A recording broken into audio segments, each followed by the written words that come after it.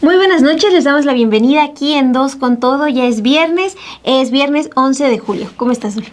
Bien, Mon, bienvenida. Ayer estuvo la colega productora Ilse García. Sí, muchas gracias a Ilse y a quienes no se perdieron el programa de aquí Dos con Todo. Ayer no estuve, pero por una sorpresa que les estamos preparando. Y pues, Dul, nos arrancamos con los temas que hablaremos el día de hoy. Les tenemos información sobre las reacciones tanto de la presidenta Claudia Sheinbaum como de la Fiscalía General de la República al abogado de Ovidio Guzmán. Ustedes saben, Ovidio Guzmán está detenido en Estados Unidos, hoy tuvo una audiencia y su abogado, pues planteó que hay ahí una conexión entre el gobierno federal y el narcotráfico. Bueno, ya hay respuesta de la presidenta de la Fiscalía General de la República y otro comentario que más tarde hizo justamente este abogado. Así es, Moni. En el Con Todo, el día de ayer les hablábamos sobre las problemáticas a la salud pública por consumir, entre otras cosas, chatarra de la industria chatarrera. Bueno, el día de hoy les traemos la otra cara, es justamente el apoyo a la producción local de alimentos, en esta ocasión al sur de la Ciudad de México, enmarcado en el famoso programa Ya Hecho en México, a partir de los temas de presiones del gobierno de Donald Trump. Entonces, aunque es viernes, va a estar bueno, una breve pausa y nos arrancamos.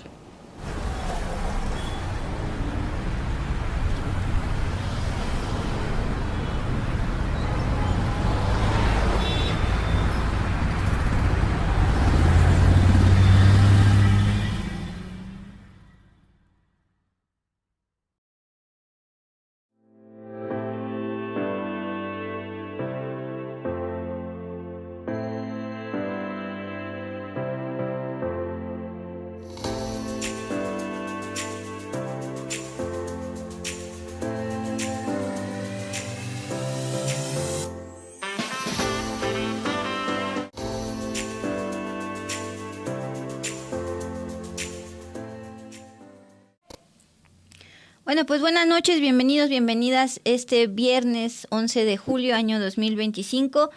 Gracias por acompañarnos, pues para quienes se manifiestan en el chat y para quienes no.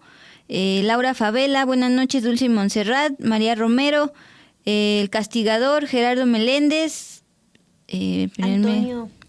Antonio Gonca, Fermín Martínez también está aquí conectado, María Luisa Álvarez, Calibán, Leticia Rea, gracias por conectarse, Luis G, también en esta noche del viernes y también, por ejemplo, viernes, sí, Alfonso Villalón también le agradece a Pedro Mellado en Puntos y Comas. Y tenemos a una nueva persona siguiéndonos desde el día de ayer, hoy nos vuelve a acompañar Mauro Gaona, bienvenido, y también Antonio Gonca saluda a la productora Ilse García, que ahora está detrás de cámara precisamente produciendo este contenido, Alejandro Martínez, Brenda Medina, Caliban, Alberto Chávez y Fermín Balmori, andan muy saludadores el día de hoy. Sí, Alberto Chávez también, mira, Elise, que siempre nos dice que se espera a las 2 con todo para dejar su like aquí en la transmisión. Muchas gracias, Alberto. Y a la chihuahueña también ya llegó. Sí, Nix, que sí identificamos como seguidores de Dos con Todo, muchas gracias. Y sobre todo, porque justo la nota que vamos a dar para arrancar este programa, pues habla sobre presiones a los medios, presiones que sin embargo vivió en su momento por parte de este personaje, pero que después de que como la compañera Romina Gándara puso este tema esta semana en la conferencia matutina, se lo preguntó directo a la presidenta Claudia Sheinbaum, en que ella dijo que al ser el INE un órgano autónomo no podía meterse. Ese mismo día, la secretaria de Gobernación, Rosa Isela Rodríguez, que entre sus funciones es meter orden en el gobierno, se reunió con la consejera presidenta del INE, Guadalupe Tadei, para abordar bastantes temas sobre las elecciones, pero justamente coincide con que viene la renuncia de Hugo Patlán Matehuala, el priista vinculado a Manlio Fabio Beltrones, y también a Roberto Madrazo, dos en su momento priistas pues bastante relacionados con todo lo malo de los partidos, y a quien la consejera presidenta Guadalupe Tadei había colocado en una oficina muy importante dentro del INE, desde la cual acosó a medios y periodistas, incluyendo sin embargo, y pues ya presentó su renuncia a la unidad de lo contencioso de este órgano electoral. Esto es justo información del jefe de información Obed Rosas, quien había dado seguimiento a este tema y quien dio el pitazo de quién era Hugo Patlán. El priista Patlán Matehuala tenía, entre otras funciones, sustanciar infracciones electorales de los partidos políticos, pero también contaba con el poder de censurar el trabajo de los periodistas, también medios de comunicación y redes sociales mediante la figura de medidas cautelares con las que ordenó suprimir publicaciones, a menudo sin notificar a las personas e instituciones afectadas, como ocurrió aquí Sin embargo. Bueno, pues justamente cuando la compañera periodista Romina Gándara le plantea esto en la rueda de prensa a la presidenta Claudia Sheinbaum, ella contesta respecto a la decisión de la consejera presidenta del INE, Guadalupe Tadei. Ella tiene que explicar, le corresponde al INE estas contrataciones, ellos tienen que explicarlo. ¿Por qué esta persona está ocupando este lugar, este priista, con estas funciones de censura? No le corresponde a la presidenta ni recomendar ni no recomendar, pero justamente ese mismo día se reúne la consejera presidenta de INE, Guadalupe Tadei, con la secretaria de Gobernación, Rosa Isela Rodríguez, y ese mismo día Patlán Matehuala presenta su renuncia. Esto ya se lo confirmó la unidad de comunicación social del INE a nuestro jefe de información, Obed Rosas. Sí, Dul, y Patlán Matehuala, quien tiene una carrera de al menos un cuarto de siglo en el PRI, llegó al cargo en octubre del 2023, cuando Guadalupe Tadei lo designó como sustituto de Manuel Alberto Cruz, suspendido después de que distorsionó frases textuales del expresidente Andrés Manuel López Obrador, por las cuales le impuso medidas cautelares por violencia política en razón de género contra Xóchitl Gálvez, entonces candidata presidencial. Nada más para recordar, desde su cargo en el INE, Patlán Matehuala, quien también fue funcionario en el gobierno de Enrique Peña Nieto y en los primeros meses del gobierno de López Obrador, emitió medidas cautelares para eliminar publicaciones de periodistas con el argumento de que estaban incurriendo en violencia política en razón de género. Bueno, anoche, Mon, aquí en Dos con Todo, informamos sobre lo ocurrido al sur de California en estos cultivos legales de marihuana. Una redada más contra migrantes se convirtió y escaló en un enfrentamiento con agentes federales, y estos agentes federales arrojaron gas lacrimógeno para dispersar tanto a los migrantes como allá representantes de derechos humanos, protectores de derechos humanos por estas agresiones.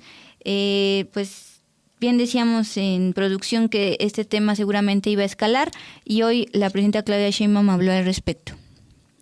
Sí, así es. Hoy se pronunció, dijo que estas redadas son muy injustas, pero además van a dañar mucho la economía de Estados Unidos. Detalló que después de las redadas de ayer en estas granjas agrícolas se recibieron más de 20 llamadas al consulado mexicano, y reiteró que los migrantes en Estados Unidos no son criminales y representan un sostén para la economía estadounidense. También anunció que aumentará el presupuesto destinado a los consulados mexicanos en Estados Unidos para apoyar a las y los connacionales que se encuentran en ese país. Vamos a escuchar qué dijo hoy la presidenta Claudia Sheinbaum. Se dice que hay alrededor de 100 detenidos. Se recibieron ayer 25 llamadas, se pusieron en contacto los familiares, y está el consulado o los consulados revisando los centros de detención para saber realmente cuántos connacionales fueron detenidos. Estas redadas son muy injustas, pero además van a dañar mucho la economía de Estados Unidos. Además, aparte de la injusticia, van a dañar mucho la economía de Estados Unidos. Las y los mexicanos, y no solo mexicanos, sino de otras nacionalidades, latinos, fortalecen la economía de Estados Unidos, la han levantado. Sin esa mano de obra, pues lo que va a ocurrir es que los campos de California y otros estados pues no van a producir. Entonces, además, ayer también tomé la decisión de ampliar los recursos para los consulados en México. Vamos a presentar, estamos disminuyendo más trámites todavía en los consulados, entre ellos el trámite del menaje de casa, que tenía muchísimos requisitos, y lo vamos a simplificar totalmente. y estamos ampliando los recursos, el presupuesto de los consulados, sobre todo para el apoyo jurídico, el apoyo legal que requieren todos nuestros hermanos y hermanas allá.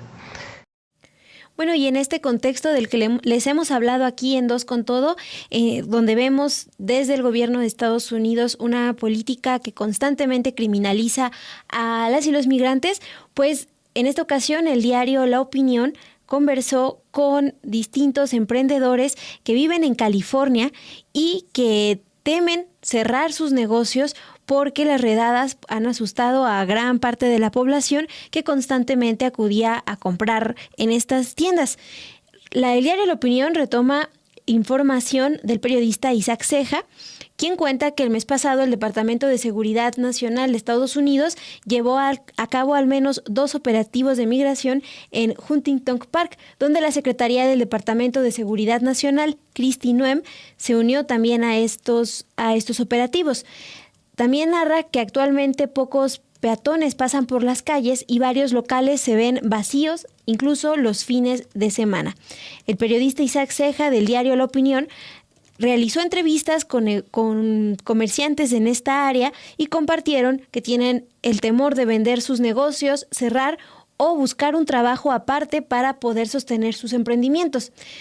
El diario La Opinión narra la historia de Roxanne Gaeta, dueña de la paletería Los Alpes en Huntington Park. Ella recuerda que fue a esta paletería por primera vez cuando era niña.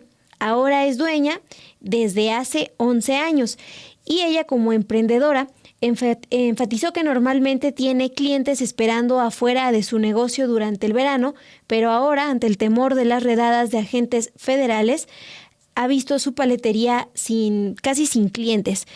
Y cuenta que si la situación sigue igual, tendrá que cerrar el negocio, que tiene más de 45 años en esta comunidad y atrae a clientes de todas partes del condado de Los Ángeles. Pues una de las historias, Dul, de lo que enfrentan emprendedores en California. Pues cerrando este tema de incertidumbre para los migrantes que trabajan en los Estados Unidos, pasamos a el tema de Ovidio Guzmán, alias El Ratón, hijo del cofundador del cártel de Sinaloa, Joaquín El Chapo Guzmán, por este intercambio de señalamientos, de comentarios sin pruebas entre el abogado de El Ratón al salir de la audiencia donde se declaró culpable de cargos de narcotráfico, y este abogado y la presidenta Claudia Sheinbaum, y sobre todo el comunicado que emite la Fiscalía General de la República. Eso fue por la tarde y posteriormente el abogado vuelve a reiterar supuestos señalamientos a través de su red social X. Entonces vamos en orden. Primero, como había adelantado la presidenta Claudia Sheinbaum, la Fiscalía iba a emitir un comunicado respecto a las declaraciones de el abogado, donde pues insinuaban que por qué México formaría parte de un acuerdo entre Ovidio Guzmán y los Estados Unidos por los supuestos antecedentes de nexos con el narco. Bueno, la Fiscalía General de la República publicó este comunicado ya anunciado por la presidenta Claudia Sheinbaum. Ahí rechazó las declaraciones de Jeffrey Lichman, el abogado del defensor de Ovidio Guzmán López, el abogado defensor de Ovidio Guzmán López, alias El Ratón, hijo del cofundador del cártel de Sinaloa, Joaquín El Chapo Guzmán. Él descalificó la intención del gobierno de México de involucrarse en el proceso judicial de Ovidio Guzmán, quien se declaró ya culpable de cargos de narcotráfico en Estados Unidos. La audiencia fue celebrada el día de hoy, viernes, en una corte federal de Chicago, donde Guzmán López se declaró culpable de 4 cargos relacionados con el narcotráfico. Ahí el abogado, saliendo con la prensa, aseguró que el gobierno de México no tuvo participación en estas negociaciones que culminaron en el acuerdo de culpabilidad de su cliente, Ovidio Guzmán, con las autoridades estadounidenses. La propia presidenta Claudia Sheinbaum en su momento había dicho que ellos no sabían nada. Además, criticó la postura mexicana, haciendo referencia al caso del exsecretario de Defensa, Salvador Cienfuegos, quien hace un par de años fue detenido en los Estados Unidos cuando viajaba con su familia a Disneylandia, pero al ser devuelto a México, ahí se le retiraron cualquier señalamiento de presuntos nexos con el narcotráfico. Asimismo, este abogado recordó que durante el juicio contra Joaquín El el Chapo Guzmán. Varios testigos dejaron claro que los cárteles habían sobornado al ejército mexicano y también habían sobornado al gobierno mexicano hasta las más altas esferas para evitar ser acosados, detenidos y acusados en México, lo cual afectó la confianza en Estados Unidos hacia la justicia mexicana. Recordemos que estas son declaraciones de pues justamente un abogado de un personaje que hoy se declara como narcotraficante directamente del cártel de Sinaloa. Bueno, justo la Fiscalía calificó estas declaraciones del abogado como injustas e irresponsables, acusándolo de buscar un oportunismo mediático sin presentar pruebas que sustenten sus afirmaciones. Así es, parte de este comunicado de la Fiscalía General de la República señala que en territorio nacional, es decir, aquí en México y en Estados Unidos, a través de los consulados y la Embajada de México, la Fiscalía está a disposición de recibir y documentar de inmediato cualquier denuncia al respecto, dice, garantizando la libertad que nuestras leyes les reconocen a quienes pongan en el conocimiento de esta autoridad los delitos cometidos en nuestro país o por alguna autoridad mexicana, refrendando que, de acuerdo con nuestras leyes, quien quiera que conozca de un delito tiene la obligación de denunciarlo ante las autoridades competentes, aportando las pruebas correspondientes. Y agrega, quien no lo haga incurre en una infracción legal por ello. Esta parte la destacamos porque en el comunicado la Fiscalía General de la República repite o dice varias veces que los señalamientos que escuchamos el día de hoy de parte del abogado de Ovidio Guzmán, pues no se hicieron con pruebas. Por ejemplo, también otro fragmento de este comunicado dice: la Fiscalía rechaza estas descalificaciones injustas sin aportar pruebas, que es lo que ya decías, y pues se muestra abierta a recibir y documentar cualquier denuncia. No nada más la Fiscalía General de la República se pronunció sobre esto que comentó el abogado de Ovidio Guzmán, Jeffrey Lichtman. También la presidenta Claudia Sheinbaum habló sobre el tema, calificó las declaraciones del abogado como irrespetuosas hacia la investidura presidencial y hacia el gobierno mexicano. También dijo que México no establece relaciones de complicidad con el crimen organizado y destacó la importancia de la coordinación con Estados Unidos en casos como este. Vamos a escuchar qué dijo hoy la presidenta Claudia Sheinbaum. Bueno, primero está por emitir, sobre todo por las declaraciones del abogado, primero decir que son irrespetuosas totalmente de la institución presidencial. Está por emitir la Fiscalía un comunicado, me lo informó hace unos momentos el fiscal Gersmanero, porque finalmente es un asunto judicial. Y también hay que decir, porque es fundamental, uno, que nosotros no establecemos relaciones de contubernio ni complicidad con nadie. Eso lo sabe el pueblo de México y lo saben todas y todos. Y segundo, pues estamos en Sinaloa para atender los temas de salud. El día de hoy hablamos en el Gabinete de Seguridad en la mañana sobre Sinaloa. Acordamos una serie de apoyos adicionales, que es importante que lo sepa el pueblo de Sinaloa. Los 3 secretarios principales del Gabinete de Seguridad, el secretario Harfuch, el secretario de Defensa, Ricardo Trevilla Trejo, y el secretario de Marina, Raimundo Morales, estarán aquí por lo menos una vez cada 15 días desarrollando el Gabinete de Seguridad para apoyo. Digo por lo menos, si es necesario más, será más. Están todos los apoyos de todas las instituciones de seguridad. Trabajamos todos los días por la construcción de la paz y la seguridad de Sinaloa y de todo el país. Nunca vamos a dejar solo al pueblo de Sinaloa, nunca. Aquí está su presidenta, está su gobierno para apoyarlos en temas de seguridad, de salud, de infraestructura, a los productores, todo lo que se requiera para el pueblo de Sinaloa. Déjenme preguntarles, Presidenta, ¿cuál sería la demanda que haría su gobierno de los Estados Unidos respecto? Es un asunto de la Fiscalía, es que no es un asunto del gobierno. Es una relación directa entre el Departamento de Justicia y la Fiscalía General de la República. Esta persona tiene un orden de aprehensión en México. Fue extraditado de México a Estados Unidos. Entonces, quien hace todo esto es la Fiscalía General de la República, no es el gobierno, no le corresponde al gobierno, sino directamente a la Fiscalía. Presidenta, preguntarle, a través de redes ya ha circulado, pues, que la declaración que compartía ya el juez de Ovidio y también su visita aquí al estado de Sinaloa, si esta coincidencia tenía algo... No, pues creo que no. Vicecónsul. Claro que no, claro que A no. través de redes, si nos- Sí, a ver, es importante porque hay quien dice que no vaya la presidenta a Sinaloa. Y aquí hay un pueblo trabajador, de gente honesta. ¿Por qué no va a venir la presidenta a Sinaloa si el pueblo de Sinaloa, igual que el pueblo de Sonora, igual que el pueblo de Veracruz, igual que el pueblo de la Ciudad de México, todo el pueblo de México, requiere el apoyo del gobierno federal y para eso estamos? Entonces no tiene absolutamente nada que ver. Y estamos en Sinaloa para apoyar al pueblo de Sinaloa. Estamos en una gira, es importante que todos lo sepan. Estoy haciendo la tercera gira por el país. Esta tercera gira tiene que ver con el IMSS Bienestar. Bueno, hay que comentar que estas palabras las da la presidenta Claudia Sheinbaum justamente al lado del gobernador de Sinaloa, Rubén Rocha, porque ya estaba agendada una gira hacia Sinaloa.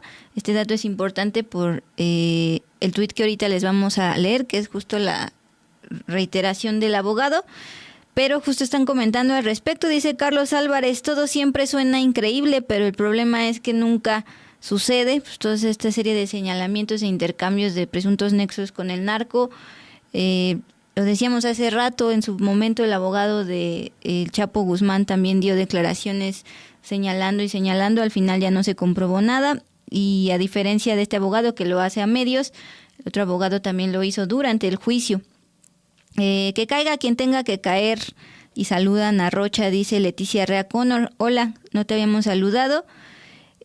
También por acá Ana Berta también nos dejó un comentario, aprovechando que les compartíamos la información, la postura de la Fiscalía General de la República, y nos dice Ana Berta: ya urge que en México se cambie al fiscal general, es un personaje que no da resultados, dice, ni no sabe defender ni representar al gobierno de México. Bueno, aparte de las reacciones de la Fiscalía General de la República, que también se pronuncia el día de hoy por estas declaraciones del abogado de Ovidio Guzmán.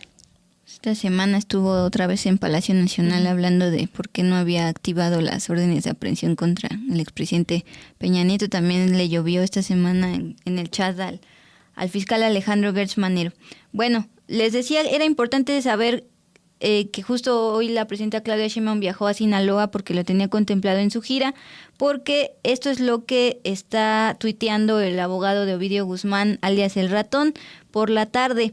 Dice Jeffrey Lichman, luego de lo que escuchamos respecto a la respuesta de tanto la presidenta Claudia Sheinbaum como de la Fiscalía, pidiéndole pruebas de sus dichos, por lo del tema de Cienfuegos, dice el abogado: al parecer la presidenta de México, Claudia Sheinbaum, está disgustada con, y él dice que son veraces, mis veraces comentarios sobre su gobierno, y lo califica como corrupto.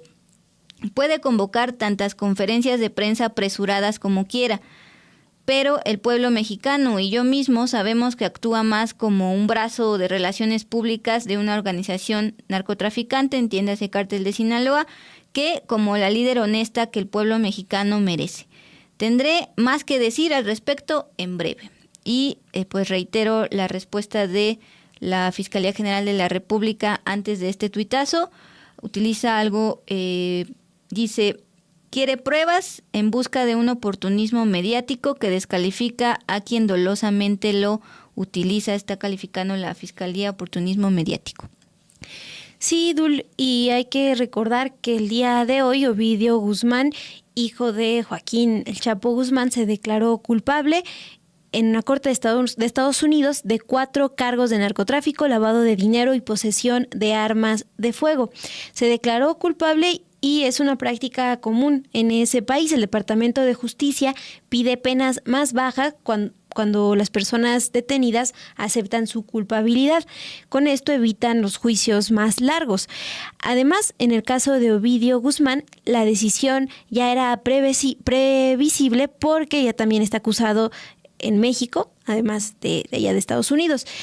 Y hoy, en entrevista para el programa A las 2, que se transmite por YouTube, aquí en el canal de Sin embargo al aire, que conducen nuestras compañeras Blanca Juárez y Romina Gándara, Mike Vigil, ex jefe de operaciones internacionales de la DEA, habló sobre qué significa pues, la detención de Ovidio Guzmán, esta audiencia que tuvo el día de hoy, y dijo que la información que pueda proporcionar Ovidio Guzmán López no dañará en realidad a la estructura del cártel de Sinaloa porque se trata de una de las organizaciones criminales más sólidas del mundo, que realmente las declaraciones que haga Ovidio Guzmán pues solo le permitirán evitar la cadena perpetua.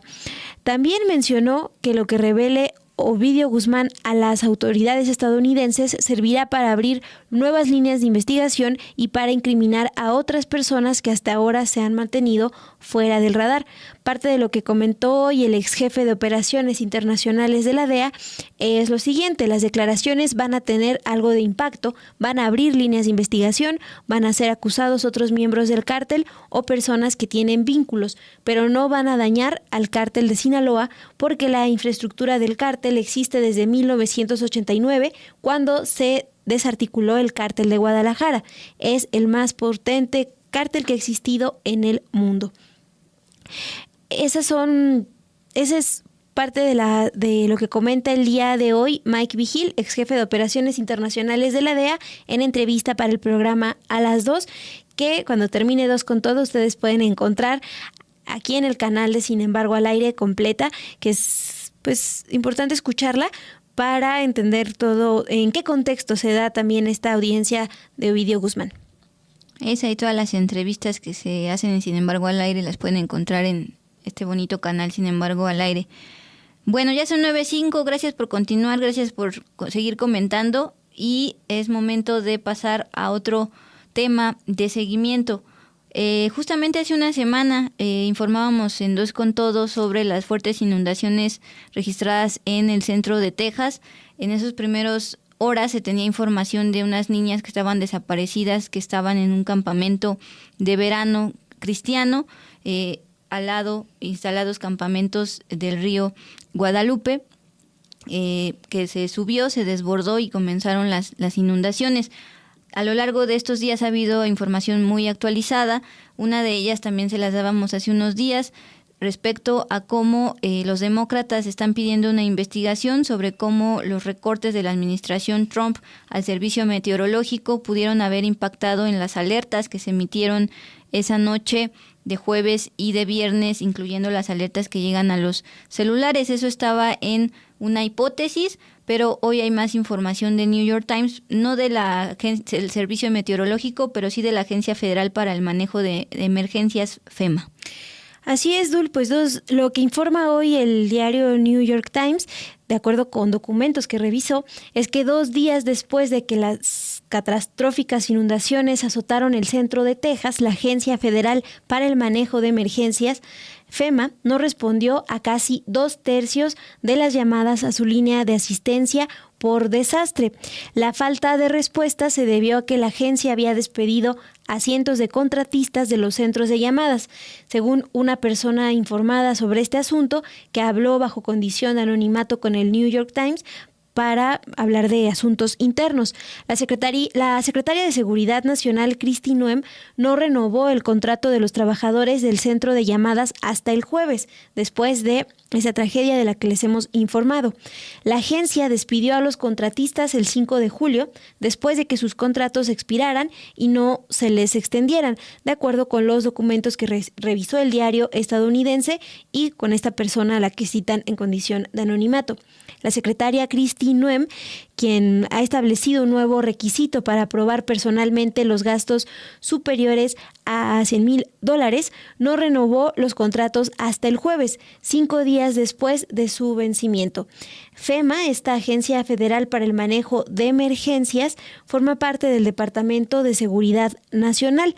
Y los detalles sobre las llamadas sin respuesta del 6 de julio, que no se habían informado previamente, se conocen en un momento en el que FEMA se enfrenta a un intenso escrutinio por su respuesta a las inundaciones en Texas, que, como recordábamos, han causado la muerte de más de 120 personas.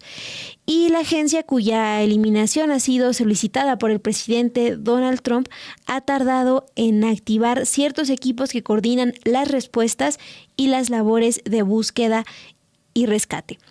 El diario estadounidense, el New York Times, solicitó comentarios al Departamento de Seguridad Nacional y un portavoz refirió que, prefirió no ser identificado, pero escribió un correo electrónico que dice lo siguiente: cuando ocurre un desastre natural, las llamadas telefónicas aumentan y consecuentemente los tiempos de espera pueden aumentar. A pesar de esta afluencia prevista, el Centro de Llamadas para Desastres de FEMA respondió a cada llamada con rapidez y eficiencia, garantizando que nadie se quedara sin asistencia.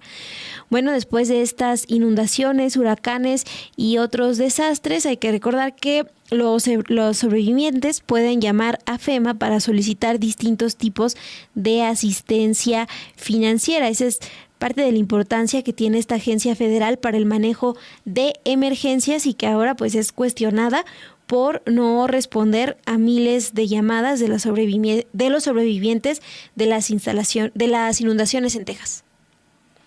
Veía una fotografía del presidente de Estados Unidos, Donald Trump, ya visitando las consecuencias de estas inundaciones una semana después en un estado que es republicano, pero a lo que voy es que siempre que tengo la oportunidad recuerdo que Donald Trump es negacionista climático y ahora pues justamente vio directamente las consecuencias de las lluvias cada vez más intensas que generan este tipo de inundaciones. Pero bueno, de Texas nos vamos a bajar tantito a Chihuahua, particularmente a Ciudad Juárez. También es un tema de seguimiento que ha despertado heridas de bastantes familias que habían perdido a familiares hace unos años, que ellos creyeron haber ya cremado, pero resultó que era un crematorio irregular. El crematorio Plenitud de Ciudad Juárez, donde encontraron más de 300 cuerpos en condiciones en descomposición. Ya hubo los detenidos, el dueño de este crematorio, un empleado también, pero la Fiscalía de Chihuahua se comprometió a platicar y entrevistar a los familiares para pues determinar e ir identificando cada uno de estos cuerpos para ver si pertenecen a estos familiares que se quedaron con la idea de que les habían entregado a sus familiares pues ya en cremados. En la última información de la Fiscalía publicada el día de ayer, la Fiscalía de Chihuahua informa que fueron entregados a sus respectivas familias 6 de estos cuerpos de las personas encontradas en el crematorio. Los familiares decidieron la incineración de 5 de estos cuerpos y la inhumación de uno más. La Dirección de Servicios Periciales de la Fiscalía, a cargo de Javier Sánchez Herrera, detalló estos avances en la investigación. Ya fueron en total hallados 386 cuerpos en las instalaciones del crematorio, un poco más de los que se habían reportado en un inicio. Estos 386 cuerpos, 213 pertenecen a masculinos, 165 a femeninos y 8 a indeterminados, porque algunos de ellos ya se encontraron en estado de bastante descomposición, entonces estaban recurriendo a buscar tatuajes o características de los dientes para determinar quiénes eran. Durante este proceso ya se tienen 61 nombres probables, pero todavía están 181 cuerpos en proceso de rehidratación para obtener la huella dactilar y con ello que los familiares puedan detectar la identidad. En tanto, el fiscal Carlos Manuel Salas, responsable de la atención a las familias, los que se están entrevistando, informó que hasta el día martes de esta semana han realizado más de 1,000 entrevistas, 881 a personas relacionadas con el crematorio Plenitud, a través de funerarias que les brindaron los servicios y 465 interesados no identificados con el caso. Lo de las funerarias, recuerden que fue porque justo el crematorio Plenitud tenía convenio con funerarias precisamente para esto. Las familiares que habían contratado a esas funerarias y que se habían quedado con la idea de que las funerarias habían llevado el cuerpo y cremado a sus familiares, pues se atravesaron con justamente estas irregularidades. Un lugar que encontraron ya sin luz, sin agua, con presencia de roedores, de gusanos y demás, Bueno, pues así va este proceso de pues volver al duelo de estas familias. Sí, Dul, pues importante tener esta actualización antes de que termine la semana. Y también hay actualización sobre, en otro tema. Pero también tiene que ver con duelo. Y con algún tema de seguimiento, porque tú presentaste aquí hace unas semanas en Dos con Todo los adeudos que tiene Pemex con varias empresas que suman millones de pesos. Hoy Pemex habla sobre el tema, pero también la presidenta Claudia Sheinbaum. Sí, bueno, para recordar un poco, Petróleos Mexicanos le paga o les tiene que pagar y contratar a varias empresas proveedoras de servicios petroleros, de logística, de distribución y demás, porque es una gran empresa. El problema es que desde hace meses Petróleos Mexicanos no les está pagando a estos empresarios, que justamente son pequeñas y medianas empresas. Entonces, al no tener liquidez, los empresarios pues ya están llegando a quebrar, están llegando a despedir a un montón de familias. Y les hablábamos aquí un caso en particular allá en Monterrey de una empresa que proveía la refinería Cadereyta, que el dueño decidió quitarse la vida por las presiones que sentía. Por eso decía que también incluye duelos. Es un tema bastante sensible para los empresarios y para sus familiares, porque no estamos hablando de grandes millonarios, sino son pequeños y micros empresarios que justo le proveían servicios a Petróleos Mexicanos. Desde entonces les habíamos dicho que la presidenta Claudia Sheinbaum ya sabía de este tema. En su momento, desde Campeche, que es un estado petrolero, había informado que ya se había dado un primer pago de 147 mil millones de pesos. En ese entonces, que eran finales de junio, dijo que ahora sí en julio ya les iban a pagar o ya iban a empezar a pagar. Pues ya somos 11 de julio y los empresarios siguen pidiendo que por favor ya les salden esto. Bueno, entonces esta mañana en conferencia matutina, este dato también quiero comentarlo. Los empresarios que se contactaron con Sin Embargo para que diéramos a conocer esto, nos pidieron particularmente a Romina Gándara que llevara el tema a la conferencia, pero hoy se nos adelantó otro colega, también lo recordó, le plantea a la presidenta Claudia Sheinbaum este adeudo, y ella dice, qué bueno que me recuerdas porque está pasando algo en este tema, más allá de que no les han pagado. Ella dice que está pidiendo a las empresas proveedoras que no caigan en fraudes de famosos coyotes que les están diciendo, si tú me das el 10% de lo que Pemex te pague, yo te voy a subir en la lista de proveedores que Pemex ya está saldando, porque sí hay una lista. Bueno, dice la presidenta, no caigan en los coyotes, lo dije aquí alguna vez, si Pemex les debe recursos es de manera directa, no tienen por qué andar usando un intermediario que les va a cobrar una parte y que no tiene ninguna capacidad de acelerar un pago ni siquiera de nada. La relación es directa de Pemex a los proveedores. En efecto, este empresario que nos contactó pues comparte un correo electrónico de cómo si la comunicación es directa con Pemex, pero Pemex pues va pateando la pelota y les va diciendo que ahora sí y ahora sí. Justamente esta semana también la Coparmex, que justo la confederación que representa al sector empresarial, emitió un comunicado para manifestar su profunda inquietud por ese creciente adeudo que Pemex mantiene con miles de empresas proveedoras, en su mayoría micro, pequeñas y medianas, que esto ha derivado en despidos o en quiebres. Al 31 de marzo de este año se reportó una disminución del 20%, pero todavía asciende a 404 mil millones de pesos, o sea, miles de millones.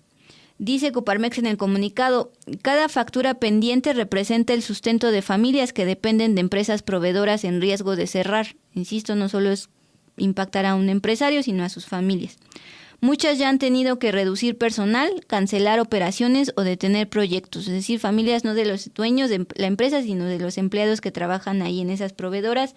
Y ahorita les digo en qué estados particularmente está impactando.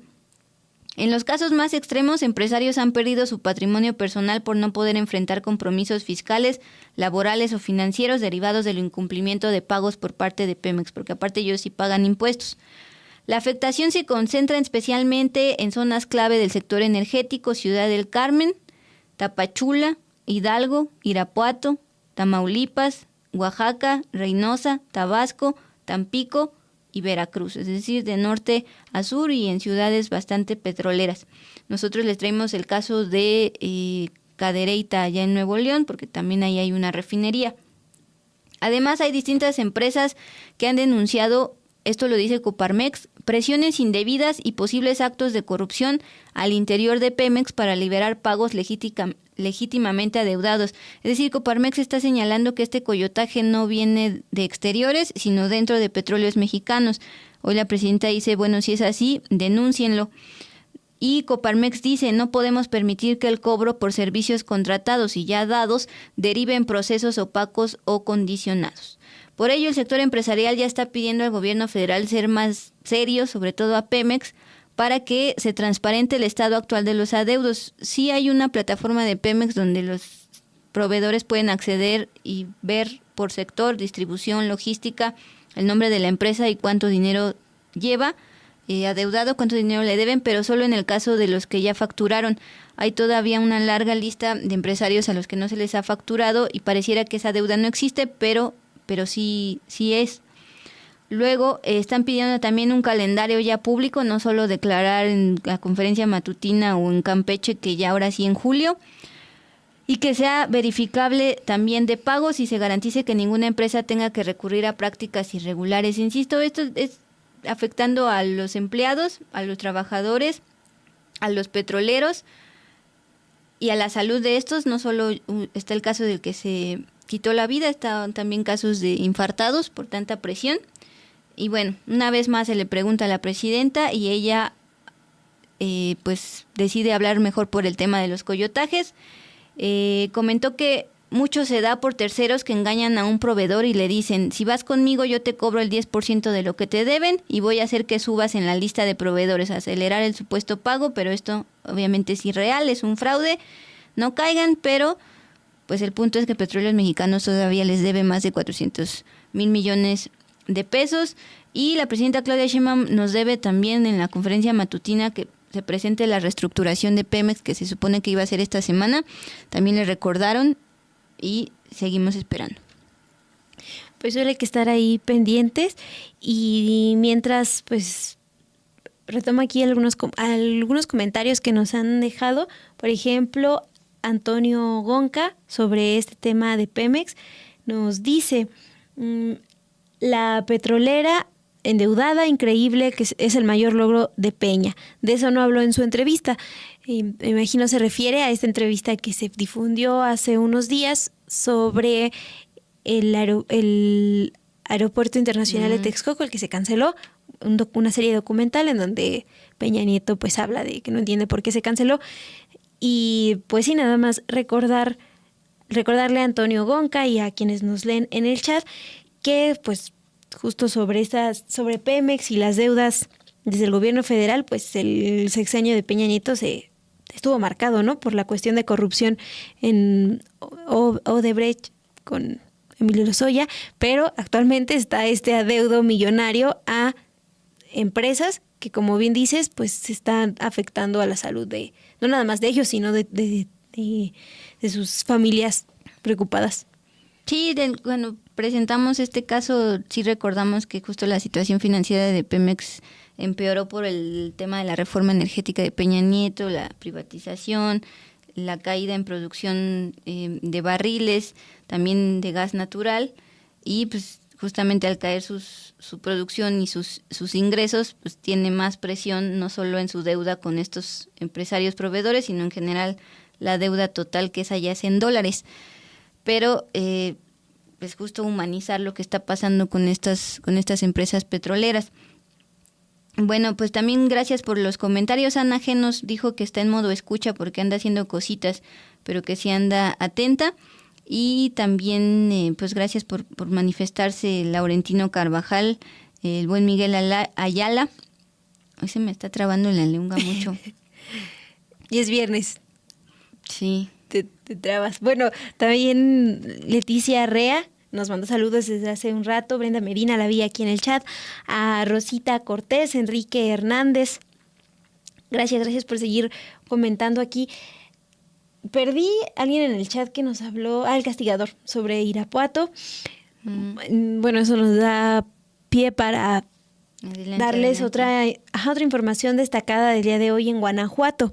Hoy la Fiscalía General de ese estado informó que investiga un caso de trata de personas con fines de explotación laboral en Dolores Hidalgo, Guanajuato. Informó que como parte de un operativo en el que participó tanto la Fiscalía Estatal como la Guardia Nacional, ejecutaron una orden de cateo en un rancho agrícola donde fueron localizadas aproximadamente 700 personas, muchas de ellas en condiciones de vulnerabilidad. Menciona que estas personas son originarias de Guerrero, Chiapas, Oaxaca y Veracruz y recibieron atención médica, psicológica y acompañamiento integral por parte de instituciones estatales y municipales. Les repetimos lo que está señalando la Fiscalía General de Guanajuato, es que se trata de personas víctimas de trata con fines de explotación laboral. También señaló que se abrió una nueva carpeta de investigación porque a una de las personas se le encontraron narcóticos y bueno, eso llevó a que se abriera otra investigación, pero el dato aquí bastante impactante es esta cuestión de la localización de aproximadamente 700 personas. Uy.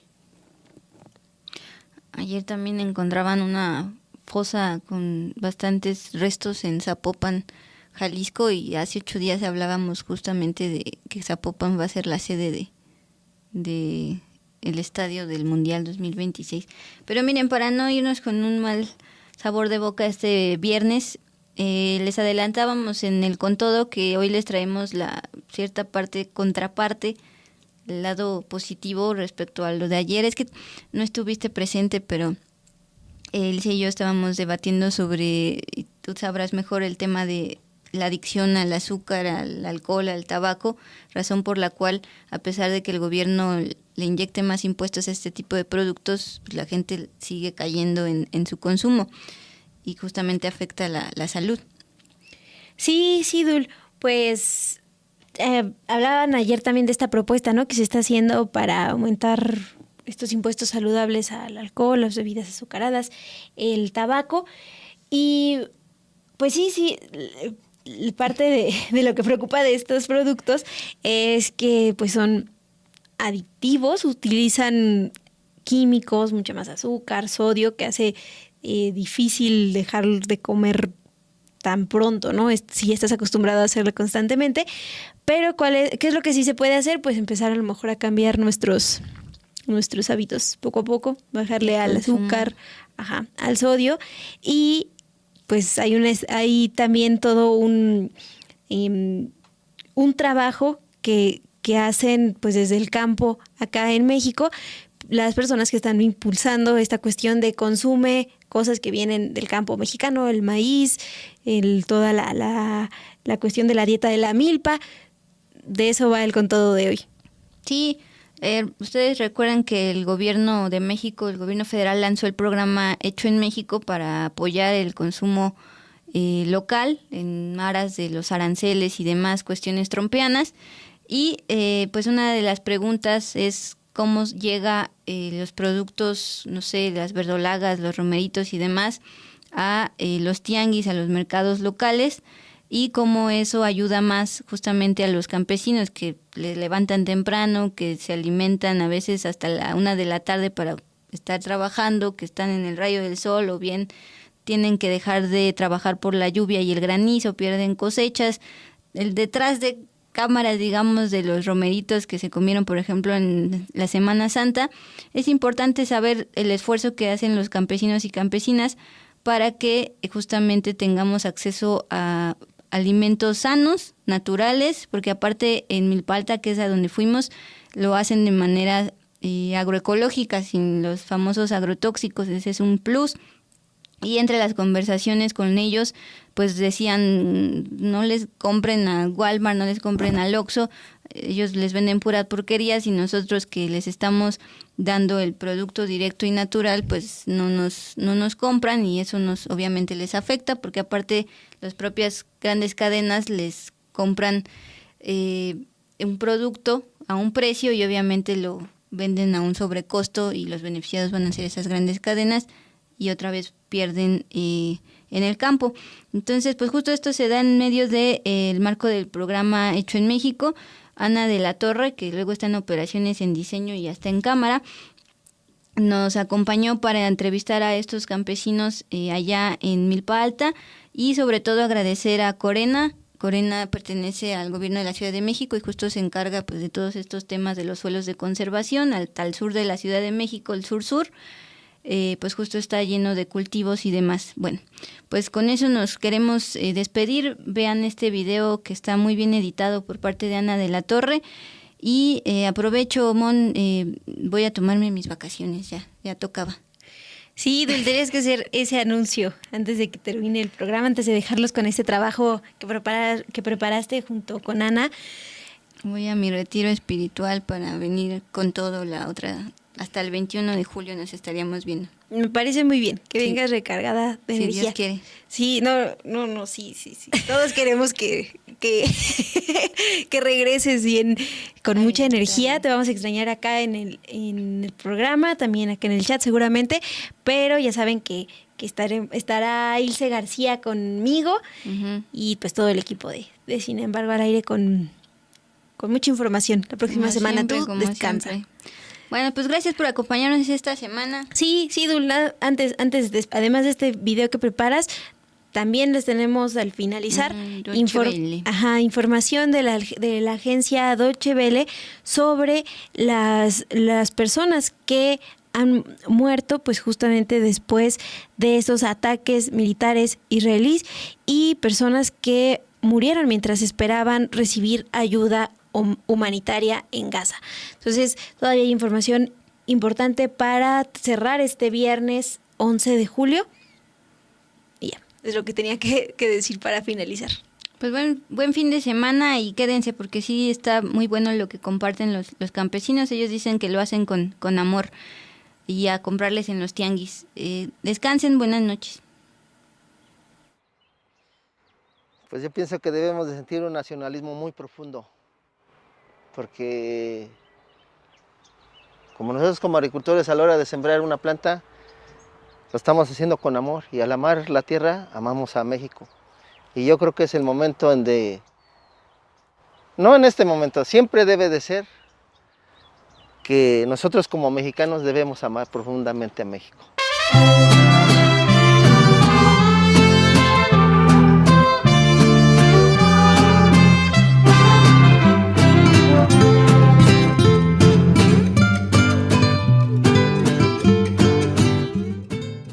Comprando la artesanía que hay en México, los productos que produce México y que a lo mejor, y que no es que a lo mejor, realmente yo considero que nuestro producto no está en mal estándar, es lo mejor que hay. Y yo creo que hasta está reconocido, ¿no? Como mexicanos a nivel mundial somos los que aguantamos más horas trabajando. Bueno, yo tengo una edad de 50 años. Y tengo 35 años como productor. El mayor enemigo que he tenido yo creo que es el clima. Y yo creo que todos los campesinos es nuestro número uno, nuestro enemigo el clima. El clima, en cuanto a la planta, pues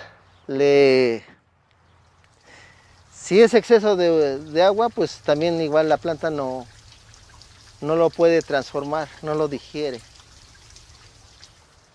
Y si es exceso de calor, pues también la planta no puede procesar toda esa energía que tiene. Y pues el granizo pues también igual es como una llaga, una herida que le hicieron a una planta. Entonces para recuperar o sacar de ahí a una planta, pues nos cuesta mucho. Pues sí, solamente cuando nos cae la granizada, sí, hace como, tiene que andar como unos 6 años que cayó una granizada, pero sí, tremenda. Y acabó con todo la producción. Pues no, ya no se recupera. Solamente nos dio un apoyo la alcaldía y la Corena. Sí, pero no, eso ya no se recupera, porque prácticamente para una hectárea, como ahorita que está ahí el brócoli, para sembrar una hectárea se necesitan más de 40,000, 50,000 pesos.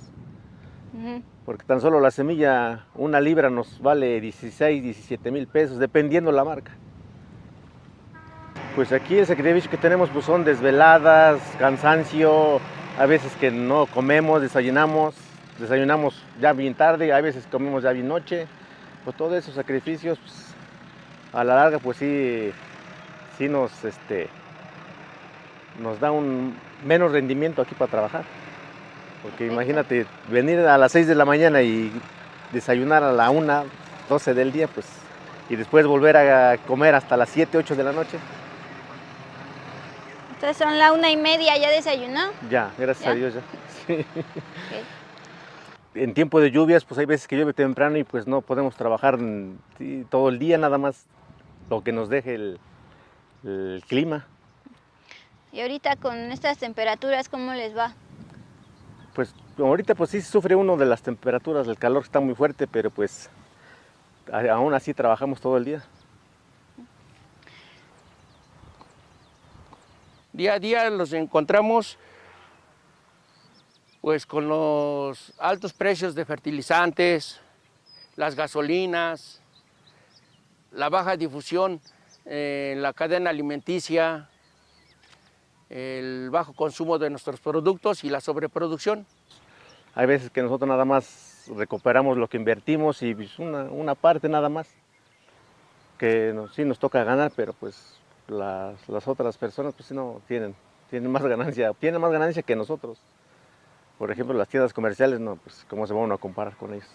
Nosotros, las cadenas como Walmart y Aurrera, ellos les ponen un precio elevado cuando nosotros nos los compran a precios bajos. 4 pesos un kilo de romero, cuando ellos están dándolo en 20 pesos. Un producto en el stand se ve grande, bonito, pero está más bombardeado con plaguicidas y fungicidas que al que usted consuma en un mercado local, en la cual nos favorecería si nos consumiera directamente a nosotros, en los mercados. Orgánico para nosotros significa que que no se usen químicos que sean agresivos, que sea todo, por ejemplo, los abonos, las compostas, sobre todo el abono verde. Cuando termina una cosecha, ese mismo residuo que queda verde es el que se vuelve a compostear a través de una maquinaria como lo hacen los tractores y se vuelve a incorporar. El tema también es que el agua que también tendría que ser de mejor calidad para tener un producto pues orgánico y sobre todo que se vayan desplazando, que todo sea más natural y que se vayan desplazando los fertilizantes, que esos también ayudan, pero de la misma manera pues también van afectando nuestra salud. Sobre todo hablando de las semillas transgénicas. Es un alimento que bueno, no es 100% natural y que también a largo plazo nos genera pues que aparezcan enfermedades que a lo mejor antes no se daban con mucha frecuencia. Sí, a nosotros como sociedad mexicana nos hace una conciencia o una enseñanza cultural de cómo consumir nuestros productos, principalmente las hortalizas. Si nosotros creamos una conciencia, una sociedad mejor alimentada, va a ser una sociedad menos enfermiza, en la cual siempre consume productos chatarra, cuando la hortaliza es al 100. Todo el tiempo tenemos pues una gran variedad de espinacas, romeros, brócolis y cilantros a lo largo del año. Y los distribuimos en la central de abastos. Nosotros principalmente tenemos 2 mercados. Uno que es el mayoritario en la central de abastos y el otro es el local. Aquí en el San Andrés Mixqui y otros para los mercados más cercanos aquí a la Ciudad de México.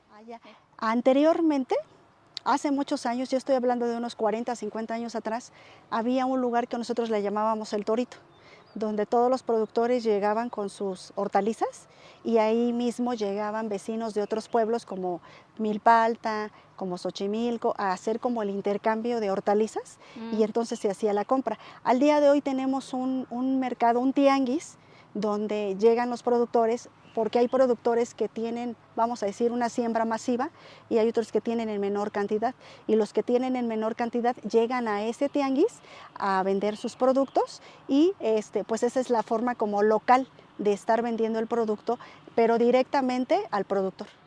pues que nos echaran la mano en eso para consumirlo, porque aquí pues, el trabajo del campo pues, es muy sufrido y pues hay veces que nadie sabe cuánto trabajo se lleva y con cuánta sacrificio lo hace uno para poder llevarlo hasta su mesa.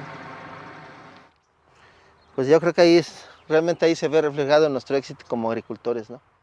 Porque ahí es donde lo somos todo, lo somos nada, porque es la finalización de nuestro producto, de nuestro cultivo, de nuestro esfuerzo como productores.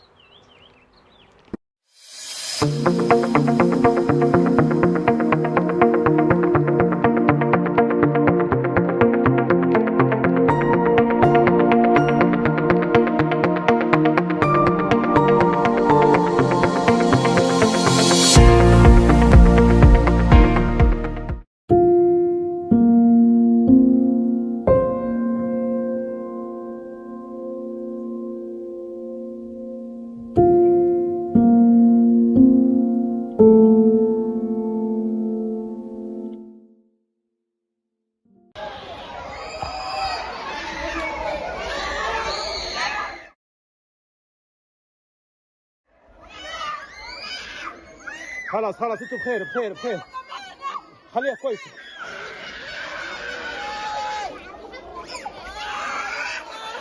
يا ساتر يا ساتر. إن الله مع الصابرين. رايح الصبح هي وامه طالعه وخالها رايحين يستملوا المكمل الغذائي فصار الاستهداف الزموا مع هذول الاطفال نقطه علاج نقطه طبيه رايحين جيب علاج لا الزم في حاجه طفل هذا ايش سوى؟ رمت عليه ود صاروخ رمت على حاجه ما رمتش حاجه الطفل هذه طفله بريئه ايش؟